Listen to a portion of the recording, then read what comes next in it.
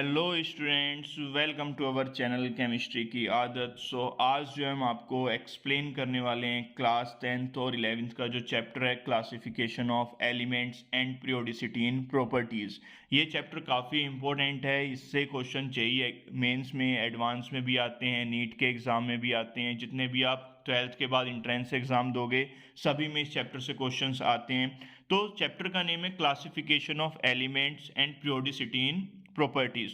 तो सबसे पहला जो चैप्टर का नेम है क्लासिफिकेशन ऑफ एलिमेंट्स, तो सबसे पहले हमें यही समझना पड़ेगा कि एलिमेंट्स को क्लासिफाइड करने की क्यों नीड पड़ी, एलिमेंट्स को क्लासिफाइड क्यों करना पड़ा। तो ये पूरा चैप्टर हम आपको फुल डिटेल में एक्सप्लेन करेंगे। तो अगर आप हमारे चैनल पर नए हैं तो प्लीज़ चैनल को सब्सक्राइब जरूर कर लीजिएगा और बेल आइकन को प्रेस कर दीजिएगा, जिससे आने वाली वीडियोस की अपडेट्स आपको मिलती रहें। तो चलिए अब हम आपको पूरा एक्सप्लेन करते हैं। चैप्टर क्लासिफिकेशन ऑफ एलिमेंट से स्टार्ट करेंगे और एंड करेंगे पीरियोडिसिटी पे। तो वीडियो के एंड तक बने रहिएगा, जिससे कोई भी टॉपिक आपका छूटे ना। तो चलिए हम स्टार्ट करते हैं। Need for classification of elements. तो एलिमेंट्स को क्लासिफाइड करने की क्यों नीड पड़ी, need for classification of elements. तो up to end of 17th century only 13 elements were known, यानी कि एंड ऑफ 17th सेंचुरी जब थी, एंड ऑफ 17th सेंचुरी हुआ तो ओनली 31 एलिमेंट्स ही नोन थे। कितने एलिमेंट्स नोन थे? ओनली 31। तो 31 एलिमेंट्स की स्टडी करना, उनकी प्रॉपर्टीज को रिमेंबर करना बहुत इजी था। हम इजी वे में उनकी स्टडी भी कर सकते थे, 31 स्टूडेंट्स की, उनकी प्रॉपर्टीज को भी हम याद रख सकते थे।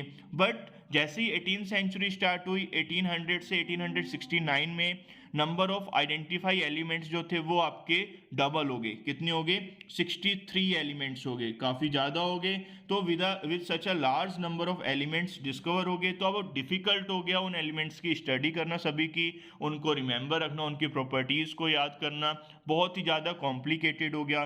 तो अब उसके लिए अब हमें क्या करना पड़ा? साइंटिस्टों ने, जो केमिस्ट थे, साइंटिस्ट थे, उन सब ने फिर काफ़ी डिस्कस किया, बहुत सारी एनालाइज किया। उन्होंने कहा कि अब हमें एलिमेंट्स को क्लासिफाइड करना पड़ेगा, क्योंकि अब एलिमेंट्स बहुत ज़्यादा हो गए हैं, उनके कंपाउंड्स वगैरह बहुत ज़्यादा हैं, तो उनकी अब हम स्टडी ईजिली वे में नहीं कर पाएंगे, हम सारी चीज़ें याद नहीं रख सकते, उनके सिंबल्स वगैरह बहुत सारी चीज़ें थी। तो उन्होंने कहा हमें एलिमेंट्स को क्लासिफाइड करना पड़ेगा। तो उन्होंने एलिमेंट्स को फिर क्या किया? क्लासिफाइड किया। क्योंकि देखो, कोई भी हम काम करते हैं, सपोज दैट स्कूल ओपन होता है स्टार्टिंग में, जब न्यू बिल्डिंग बनती है, न्यू स्कूल ओपन होता है, तो उसमें क्या होता है? स्टार्टिंग में 10 स्टूडेंट्स, 20, 30 स्टूडेंट्स होते हैं। तो उनको हम एक स्कूल में बिठा के, एक ही रूम में बिठा के स्टडी करवा सकते हैं। बट जब 500 की स्ट्रेंथ हो जाए स्टूडेंट्स की, 1000 की हो जाए, तो क्या उनको हम एक साथ बिठा के पढ़ा सकते हैं? क्योंकि उसमें छोटे बच्चे भी होंगे, बड़े भी होंगे। तो वहां पर फिर हमें क्या करना पड़ता है? क्लासिफिकेशन करना पड़ता है। फिर हम क्या करते हैं? क्लास वाइज बच्चों को डिवाइड करते हैं। जो बच्चा जिस क्लास की प्रॉपर्टी शो करता है उसको उसी क्लास में, उसी स्टैंडर्ड में रखा जाता है। अगर वो फर्स्ट क्लास का है तो उसको फर्स्ट क्लास में बिठाते हैं। अगर थर्ड क्लास का तो थर्ड क्लास में, एट्थ क्लास का तो एट्थ में, 10th क्लास का है तो 10th क्लास में। बट अब क्या हुआ कि अब उसके बाद अगर क्लास में भी अगर स्टूडेंट्स की स्ट्रेंथ बढ़ जाती है, सपोज दैट 80 स्टूडेंट्स, 100 स्टूडेंट्स हो जाते हैं, फिर हम क्या करते हैं? क्लास के भी सेक्शन बना देते हैं, सेक्शन ए, सेक्शन बी। तो हम वहां पर भी एक क्लासिफिकेशन करते हैं। सेम ऐसे जब एलिमेंट्स के नंबर्स इंक्रीज हो रहे थे, तो उन्होंने भी क्या किया? एलिमेंट्स को क्लासिफाइड किया। किस बेस पे किया वो हम अब आपको पूरा बताएंगे। तो एलिमेंट्स को क्लासिफाइड करना काफी इंपॉर्टेंट हो गया था। तो एट दिस स्टेज जो नेसेसिटी जो थी of classification of the elements into various group, तो उन्होंने एलिमेंट्स को क्लासिफाइड किस बेस पे किया? वेरियस ग्रुप के बेस पे, हैविंग सिमिलर प्रॉपर्टीज, यानी कि जो एलिमेंट सेम प्रॉपर्टी शो कर रहे थे उनको सेम ग्रुप में रखा गया। अब इसकी डेफिनेशन क्या लिखोगे आप? नोट्स भी बनाते रहना साथ साथ। Arranging the elements in such a way that similar elements are placed together while dissimilar elements are separated from one another. तो एलिमेंट्स को इन्होंने क्लासिफाइड किस बेस पे किया? एलिमेंट्स का अरेंजमेंट इन्होंने इस टाइप से किया, जो सिमिलर एलिमेंट्स थे उनको एक साथ रखा और जो डिसिमिलर एलिमेंट्स थे उनको सेपरेट रखा। तो this is known as classification of elements. तो आप ये जो है डेफिनेशन पूरी नोट करोगे क्लासिफिकेशन ऑफ एलिमेंट्स की। सो आई होप आपको काफी अच्छे समझ में आया होगा, need for classification of elements. तो अब हम आपको बताते हैं कि क्लासिफिकेशन किस किस बेस पे हुए और किसने किसने किए। Historical development of the periodic table हम आपको पूरा एक्सप्लेन करेंगे। Historical development of periodic table में जब 19th सेंचुरी स्टार्टिंग हुई तो साइंटिस्टों ने ट्राई किया to find a basis of grouping elements की ग्रुपिंग की, हैविंग सिमिलर प्रॉपर्टीज यानी कि जो सेम प्रॉपर्टी शो करे थे उनको एक साथ रखा। तो लोवोसियर साइंटिस्ट थे, उन्होंने क्लासिफाइड किया एलिमेंट को किस बेस पे, मेटल एंड नॉन मेटल के बेस पे। सबसे पहले जो एलिमेंट्स को क्लासिफाइड किया गया था वो मेटल एंड नॉन मेटल के बेस पे क्लासिफाइड किया गया था। फिर जो क्लासिफिकेशन जो हुआ वो इनएडिक्वेट वे में हुआ, यानी कि जो अर्लियर इंपॉर्टेंट अटेम्प्ट्स जो थे, उन जो क्लासिफाइड हुए एलिमेंट्स को जिन्होंने क्लासिफाइड किया, उनके बारे में हम आपको ब्रीफली एक्सप्लेन करने वाले हैं। तो वीडियो के एंड तक बने रहिएगा, और वीडियो अच्छी लग रही हो तो वीडियो को लाइक भी जरूर करते रहिएगा। अब नेक्स्ट है डोबर्नियर ट्राइड। सबसे फर्स्ट जो था डोबर्नियर ट्राइड्स आता है, काफ़ी इंपॉर्टेंट है। 18-17 सेंचुरी में जो साइंटिस्ट थे जॉन डोबर्नियर, इनका जो फुल नेम था वो था जॉन डोबर्नियर। तो जॉन डोबर्नियर ने एलिमेंट्स को क्लासिफाइड किया था इन ग्रुप ऑफ 3 एलिमेंट्स। हर एक ग्रुप में उन्होंने 3 एलिमेंट्स को रखा था, जिसको इन्होंने कहा था ट्राइड्स। अब 3 एलिमेंट्स क्यों ही रखे और वो किस वे में रखे, कौन से एलिमेंट्स आएंगे 3 ऐसे हर एक ग्रुप में, तो उसके बारे में इन्होंने एक रूल भी दिया। The elements in a triads, elements में जो ट्राइड्स होंगे, ट्राइड्स में जो एलिमेंट्स होंगे हैड सिमिलर प्रॉपर्टीज, उनकी प्रॉपर्टीज क्या होनी चाहिए, सिमिलर होनी चाहिए। एंड द एटॉमिक मास जो होगा मिडल एलिमेंट का वो अप्रोक्सीमेटली इक्वल होगा average of the atomic mass of the other 2 elements की। यानी कि जो मिडल वाले का जो एटॉमिक मास होगा वो फर्स्ट और थर्ड एलिमेंट्स के एटॉमिक मास के एवरेज मीन के, यानी कि एवरेज मास के इक्वल होगा। फॉर एग्जाम्पल फर्स्ट जो इन्होंने ट्राइड्स लिया था वो लिथियम, सोडियम और पोटेशियम लिया था। लिथियम का एटॉमिक मास होता है 6.9, सोडियम का 23, पोटेशियम का 39। तो इन तीनों को इस वे में लिया। देखो फर्स्ट और थर्ड का अगर हम मीन निकालें एटॉमिक मास का, 6.9 प्लस 39/2 कितना आया, 22 पॉइंट कुछ आएगा, तो 23 हो गया अप्रोक्सीमेटली। किसके इक्वल आ गया, मिडल वाले के इक्वल आ गया। तो ये आपका क्या है, ये एक ट्राइड्स बन गया, क्योंकि ये ट्राइड्स रूल को फॉलो कर रहा है, क्योंकि फर्स्ट और थर्ड के एटॉमिक मास का जो मीन है वो सेकंड के मास के इक्वल आ रहा है। तो ये जो तीनों एलिमेंट्स हैं ये डोबर्नियर ट्राइड्स को फॉलो कर रहे हैं। सेम ऐसे इन्होंने सेकंड ट्राइड्स दिया था कैल्शियम, स्ट्रोंशियम और बेरियम का। कैल्शियम का एटॉमिक मास होता है 40, स्ट्रोंशियम का 87.6, बेरियम का 137.3। तो इसका एवरेज एटॉमिक मास निकाला 40.1 प्लस 137.3/2, तो कितना आ गया 88.7। तो ये अप्रोक्सीमेटली इक्वल किसके हो गया, स्ट्रोंशियम के 87.6 के। देखो 1-2 यूनिट का अगर डिफरेंस आता है तो वो अप्रोक्सीमेटली में इक्वल ही माना जाएगा। तो ये जो एलिमेंट्स थे कैल्शियम, स्ट्रोंशियम और बेरियम, इनकी प्रॉपर्टीज भी सेम थी। क्यों, क्योंकि इन सब के आउटर मोस्ट शेल में 2 इलेक्ट्रॉन्स आते हैं। ये सभी के सभी एल्कलाइन अर्थ मेटल हैं, बिकॉज इनके जो ऑक्साइड्स होते हैं वो एल्कलाइन इन नेचर होते हैं, यानी कि बेसिक नेचर के होते हैं। और जो भी मैंने आपको पहले बताया था लिथियम, सोडियम, पोटेशियम का, तो इसमें लिथियम, पोटेशियम, जो सोडियम जो है, इन सब के आउटर मोस्ट शेल में 1-1 इलेक्ट्रॉन्स होते हैं। सभी मेटल्स हैं, ये सभी इलेक्ट्रॉन लूज करके +1 चार्ज कैरी करती हैं। और ये सॉफ्ट मेटल्स हैं, ये भी ऑक्सीजन से रिएक्ट करके ऑक्साइड फॉर्म करते हैं, और ये भी बेसिक ऑक्साइड्स जो हैं फॉर्म होते हैं। इनके जो नेचर होता है ऑक्साइड का वो बेसिक होता है। तो प्रॉपर्टीज जो सेम शो कर रहे हैं और जो ट्राइड्स रूल को फॉलो कर रहे थे, तो उनको डोबर्नियर ट्राइड्स ने जो है क्लासिफाइड किया था। अब इन्होंने एक और ट्राइड्स बनाया था 3 एलिमेंट्स का, क्लोरीन, ब्रोमीन और आयोडीन का।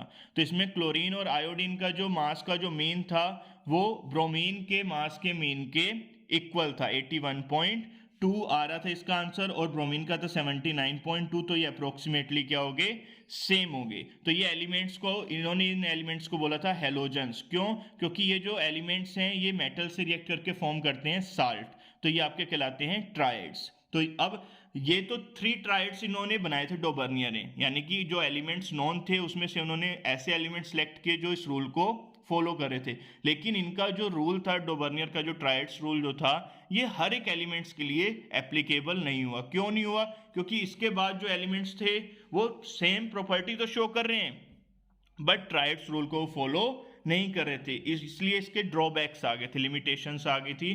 तो डोबर्नियर की लिमिटेशंस क्या थी, he could identify only 3 triads. इसने टोटल कितने ट्राइड्स फाइंड किए थे, only 3 from the elements known at that time.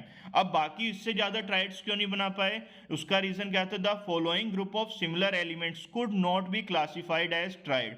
Because the atomic mass जो था मिडल एलिमेंट का is not the average of other two elements, क्योंकि जो मिडल वाले का जो एलिमेंट का जो मास था वो बाकी के टू एलिमेंट्स के एटॉमिक मास के मीन के इक्वल नहीं आ रहा था। फॉर एग्जाम्पल जैसे हमने नाइट्रोजन, फॉस्फोरस और सैनिक, ये तीनों सिमिलर प्रॉपर्टी शो करते हैं क्योंकि इन तीनों के आउटर मोस्ट शेल में 5 इलेक्ट्रॉन होते हैं, वैलेंसी 3 होती है, ठीक है। ये तीनों आपके नॉन मेटल्स हैं, ये सारी नॉन मेटल्स की प्रॉपर्टी शो करते हैं, यानी कि इनकी जो केमिकल प्रॉपर्टीज होती हैं वो भी क्या होती हैं, सेम होती हैं। बट ये ट्राइड्स रूल को फॉलो नहीं कर रहा। देखो यहाँ पे मैंने शो कर भी रखा है, फर्स्ट और थर्ड का जो एटॉमिक मास का मीन जो है वो सेकंड वाले के एटॉमिक मास के इक्वल नहीं आ रहा, क्योंकि डिफरेंस बहुत ज़्यादा है। अगर 1-2 यूनिट का होता तो हम तो इक्वल कह देते, बट यहाँ पर डिफरेंस बहुत ज़्यादा आ रहा है, क्योंकि फॉस्फोरस का 31 है और इसका आ रहा है 44.45, तो काफ़ी ज़्यादा आ रहा है। तो ये it does not constitute a triads, तो ये ट्राइड्स रूल को फॉलो नहीं कर रहा। तो ये जो था डोबर्नियर का जो ट्राइड्स रूल था वो यहाँ पर आकर क्या हो गया, फेल हो गया। अब इसके बाद किसका आया, न्यूलैंड लॉ ऑफ ऑक्टेव। तो न्यूलैंड ने लॉ ऑफ ऑक्टेव दिया, यानी कि ऑक्टेव क्या है इसके बारे में भी आपको पूरा बताएंगे। तो न्यूलैंड जो थे एक इंग्लिश केमिस्ट थे, जॉन न्यूलैंड इनका फुल नेम था। इन्होंने 1865 में जो है एक ग्रुपिंग ऑफ एलिमेंट जो सेम प्रॉपर्टी शो करते हैं उसका एक इन्होंने सिस्टम बनाया, एक टेबल दी जिसको हम न्यूलैंड लॉ ऑफ ऑक्टेव के नाम से जानते हैं। तो इन्होंने जो प्रपोज किया था एक new system of grouping elements का of similar element properties, similar properties के बेस पे। तो इनका रूल क्या था वो भी हम आपको पूरा डिटेल में बताने वाले हैं। तो रूल क्या है, when the elements are arranged in the increasing order of atomic weight, elements को इन्होंने जो अरेंज किया था वो increasing order of atomic weight के बेस पे किया था, और जो प्रॉपर्टीज जो होती हैं एवरी 8 एलिमेंट्स की are similar to the first one, यानी कि जो 8th की जो एलिमेंट्स होगी वो फर्स्ट वाले की एलिमेंट्स की प्रॉपर्टीज के क्या होगी, बिल्कुल सेम होगी, यानी कि सिमिलर होगी। तो इन्होंने एलिमेंट्स को जो अरेंज किया था increasing order of atomic weight के बेस पे किया था, और जो प्रॉपर्टीज जो थी एवरी 8 एलिमेंट्स की वो सिमिलर थी टू द फर्स्ट वन। इसलिए Newland called this relation is as the law of octave. क्या इसको क्या नेम दिया उन्होंने, लॉ ऑफ ऑक्टेव। और due to similarities with the musical scale, और इसकी जो प्रॉपर्टीज थी वो जैसे म्यूजिकल स्केल होता है ना, सा रे गा मा पा धा नी सा, उसके बेस पे था। फर्स्ट में भी सा आता है और लास्ट में भी 8th नंबर पे क्या आता है, सा, यानी कि फर्स्ट और लास्ट की प्रॉपर्टी क्या होगी, सेम। वैसे इसमें भी फर्स्ट और 8th की जो प्रॉपर्टी होगी वो भी क्या होगी, बिल्कुल सेम होगी। तो न्यूलैंड लॉ ऑफ ऑक्टेव की जो टेबल है वो मैं आपको थोड़ी सी दिखा देता हूँ। ये है हमारी टेबल। अब इसमें देखो मैंने 7 एलिमेंट्स लिए हैं, 8th एलिमेंट्स और फर्स्ट एलिमेंट की प्रॉपर्टी बिल्कुल सेम आती है। देखो lithium, beryllium, boron, carbon, nitrogen, oxygen, fluorine, सा रे गा मा पा धा नी, फिर सा यहाँ पर आया। तो लिथियम और सोडियम इन दोनों की प्रॉपर्टी सेम। बेरिलियम, मैग्नीशियम, क्योंकि सेम सेम आ रहे हैं नंबर, अब यहाँ पे भी सा रे, ये भी रे था ये भी रे, तो इन दोनों की प्रॉपर्टी सेम होंगी। गा, ये भी गा, तो ये भी प्रॉपर्टी सेम। गा मा, इनकी भी सेम। तो ये जो इस टाइप से एलिमेंट्स जो इन्होंने रखे थे वो जो सेम प्रॉपर्टी शो करे थे उनको एक साथ रखा गया। देखो तो ये जो है हमारे न्यूलैंड लॉ ऑफ ऑक्टेव को फॉलो कर रहे हैं, क्योंकि जो लिथियम के आउटर मोस्ट शेल में भी 1 इलेक्ट्रॉन होता है, सोडियम में भी 1, पोटेशियम में भी 1, तो ये तीनों सेम प्रॉपर्टी शो कर रहे हैं और तीनों सेम ग्रुप में है। ऐसी बेरिलियम, मैग्नीशियम, कैल्शियम भी सेम प्रॉपर्टी शो कर रहे हैं, ये भी सेम ग्रुप में है। तो ये था न्यूलैंड लॉ ऑफ ऑक्टेव, काफी इंपॉर्टेंट था।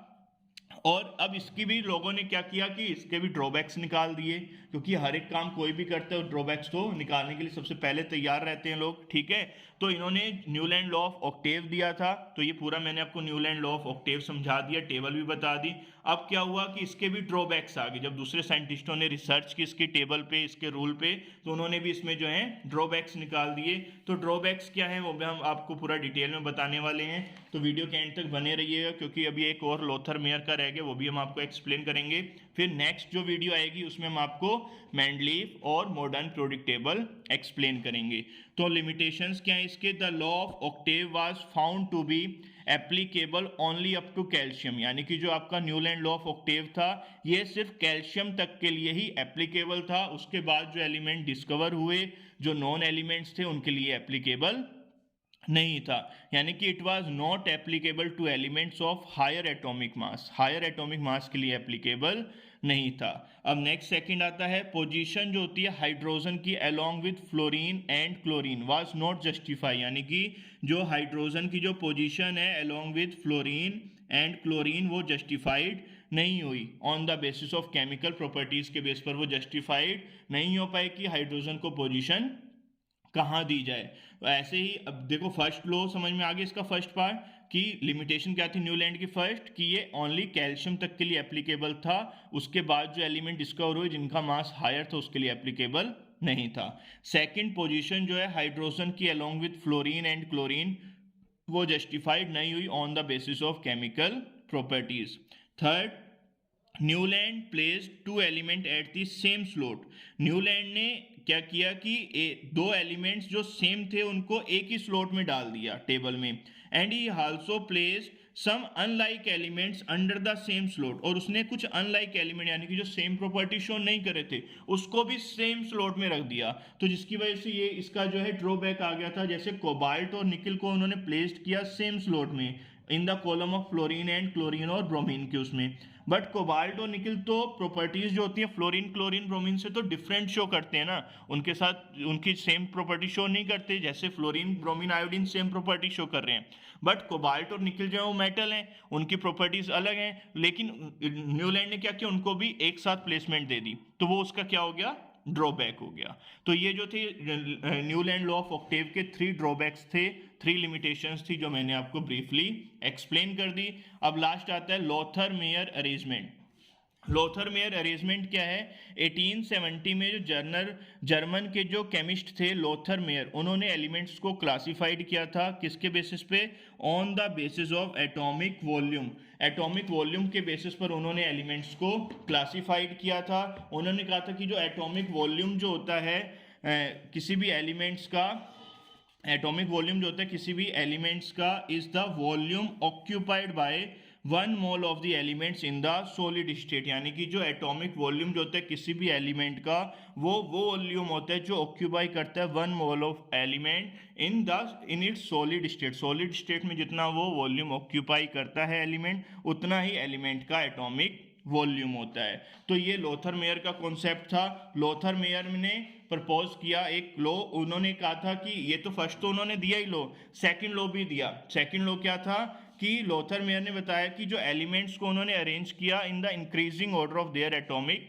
वेट के बेस पे, किसके बेस पे किया, increasing order of their atomic weight के बेस पे, यानी कि जो सिमिलरिटीज जो होती हैं फिजिकल और केमिकल प्रॉपर्टीज की appear at the regular interval of time, यानी कि after regular interval of time जो प्रॉपर्टीज रिपीट होती हैं तो उनको भी एलिमेंट्स का जो उसने अरेंजमेंट किया था increasing order of atomic weight के बेस पे किया, और किस बेस पे किया, जो फिजिकल और केमिकल प्रॉपर्टीज जो होती हैं एलिमेंट्स की after regular interval of time वो क्या होती हैं, रिपीट होती हैं, तो उसके बेस पे इसने जो एलिमेंट्स को क्लासिफाइड किया था। बट जो लोथर मेयर का जो क्लासिफिकेशन था वो ज़्यादा उसकी जो है ज़्यादा पब्लिश नहीं हो पाया था। क्यों नहीं हो पाया था, क्योंकि लोथर मेयर का ये जो कॉन्सेप्ट था ये बिल्कुल सेम मॉडर्न पीरियोडिक टेबल की तरह था, यानी कि इसकी जो रिसेम्बलेंस थी वो क्लोजली थी मॉडर्न पीरियोडिक टेबल की तरह, ठीक है। इसलिए इसका जो वर्क था was not publish until after the work of Dmitry Mendeleev, यानी कि जो मेंडलीफ थे उनकी टेबल आने की वजह से